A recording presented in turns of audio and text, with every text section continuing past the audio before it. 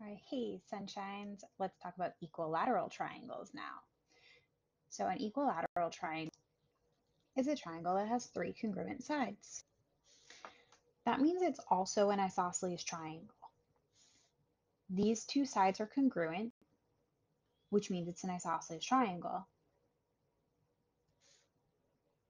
And that means that these two angles are congruent to each other as the base angles of this isosceles triangle.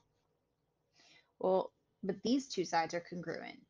So that means it's an isosceles triangle this direction with this one as the base and with these two as the base angles.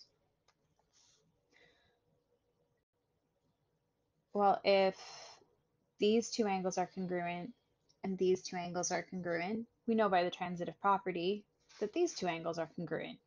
And because these two sides are congruent, so it's also an isosceles triangle going this direction. Since all three angles are congruent, and we have that handy dandy triangle angle sum theorem that tells us that the sum of the interior angles of a triangle is 180 degrees, I can actually solve for the exact angle measure. Every equilateral triangle has the same measure angles. Because if I say that this angle is x degrees, well, this one's congruent, so it's also x degrees.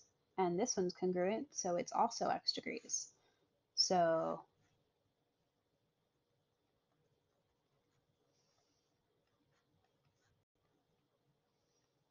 if I add them all up, it equals 180 degrees.